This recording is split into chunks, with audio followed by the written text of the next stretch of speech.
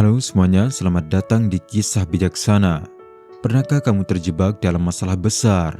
Masalah itu bisa berupa keuangan, pasangan, tetangga, hingga mungkin musuh.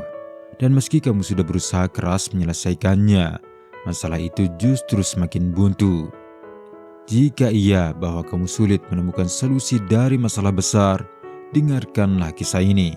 Sebuah cerita sederhana yang mampu membuka jalan keluar dari masalah yang terasa mustahil. Simaklah sampai akhir, karena bisa jadi cerita ini akan mengubah caramu menghadapi masalah selamanya.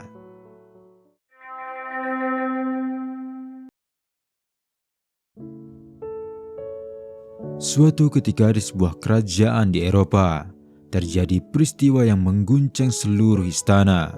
Sebuah cincin warisan kerajaan, simbol kekuasaan raja, menghilang dari tempat penyimpanannya.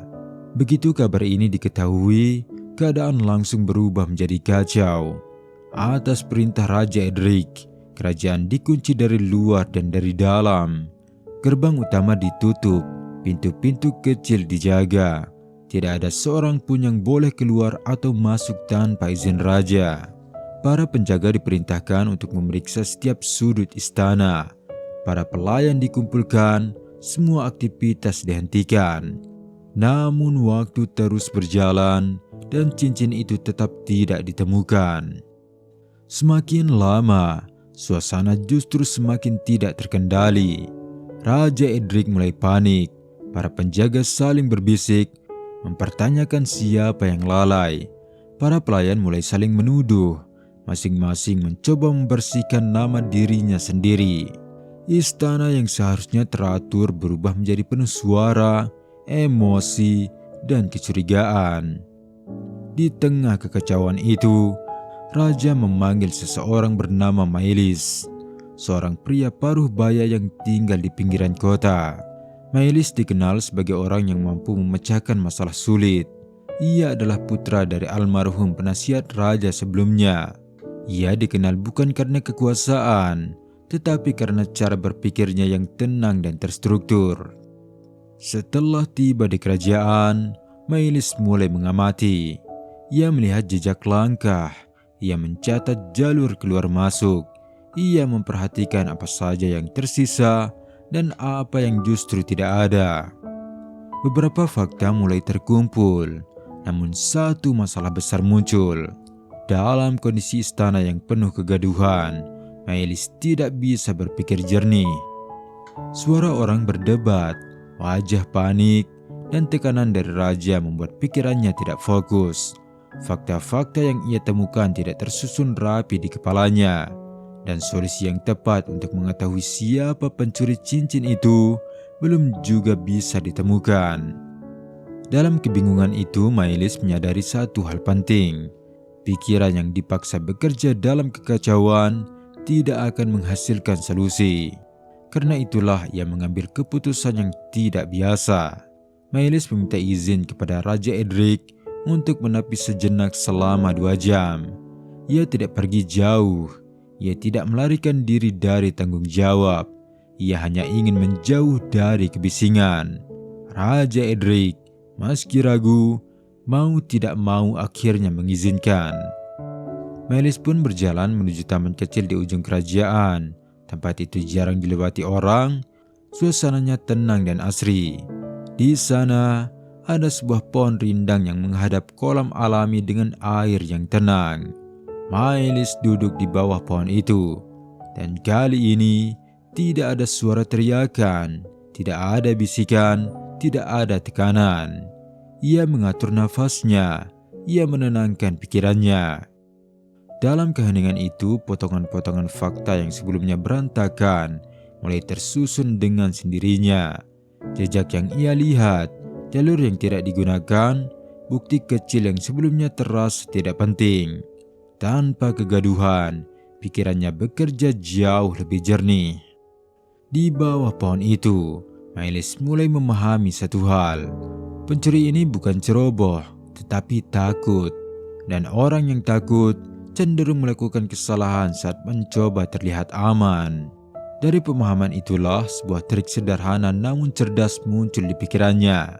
Ia akan menangkap pencuri itu bukan dengan kekerasan, bukan dengan tekanan, tetapi dengan memanfaatkan rasa takut pelaku sendiri.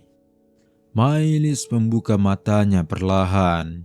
Ia yakin jika rencana ini dijalankan, pelaku tidak akan tertangkap karena dipaksa, melainkan karena menjebak dirinya sendiri.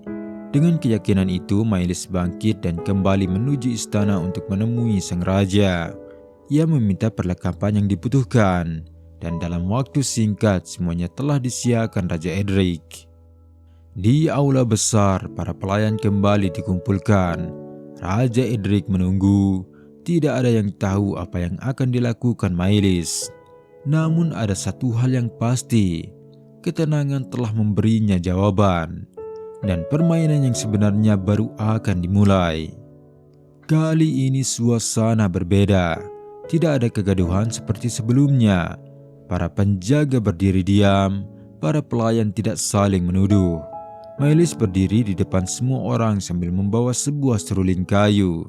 Ia menjelaskan dengan singkat bahwa pencuri akan diketahui hari itu juga. Bukan lewat pemeriksaan, bukan lewat tekanan, tetapi lewat satu tindakan sederhana. Ia lalu mengatakan bahwa seruling itu akan digunakan untuk mengungkap pelaku. Siapapun yang bersalah, jika meniup seruling tersebut, hidungnya akan memanjang dan tidak bisa disembunyikan. Ucapan itu langsung menciptakan ketegangan baru. Sebagian orang menganggapnya aneh, sebagian lainnya mulai terlihat ragu. Namun Mailis tidak memperpanjang penjelasan. Ia hanya meminta semua orang meniup seruling itu secara bersamaan, agar tidak ada yang merasa dituduh secara khusus. Seruling dibagikan satu persatu. Aula kembali sunyi. Saat aba-aba diberikan, para pekerja mulai meniup seruling mereka. Sebagian meniup dengan biasa saja, sebagian meniup sambil tersenyum kecil. Namun ada satu orang yang tidak benar-benar meniupnya. Ia hanya menempelkan seruling ke mulutnya dan berpura-pura ikut serta. Ia takut jika hidungnya benar-benar memanjang. Takut kejahatannya akan terbongkar. Si pelaku berpikir, tidak ada yang akan tahu jika dia tidak meniup seruling itu. Karena semuanya diminta untuk meniupnya secara bersamaan. Jadi hidungnya tidak akan memanjang. Beberapa saat kemudian, Mailis meminta semua orang berhenti dan menurunkan seruling. Ia lalu meminta semua orang memperlihatkan wajah mereka. Saat itulah jawabannya terlihat jelas.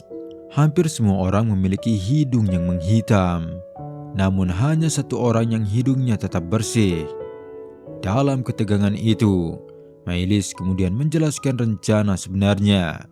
Ia mengatakan bahwa tidak pernah ada seruling ajaib, tidak ada hidung yang bisa memanjang. Semua itu hanyalah cerita untuk memancing rasa takut pelaku. Dalam setiap seruling, aku telah menaruh bubuk arang halus. Siapapun yang benar-benar meniup seruling itu, hidungnya pasti menghitam sebab arang yang tertiup. Dan satu-satunya orang yang hidungnya tetap bersih adalah orang yang tidak berani meniup seruling itu. Dia takut hidungnya akan memanjang. Tanpa diteriaki, tanpa dituduh, pelaku justru menjatuhkan dirinya sendiri. Orang itu akhirnya melangkah maju. Dialah pencuri cincin warisan kerajaan. Kecerdasan yang ditunjukkan Mailis membuat semua orang di aula itu terkagum. Kecerdasan yang datang dari suasana yang tenang dan pikiran yang tenang. Teman-teman, dalam kelanjutan kisah ini, Raja Edric menjatuhkan hukuman sesuai hukum yang berlaku.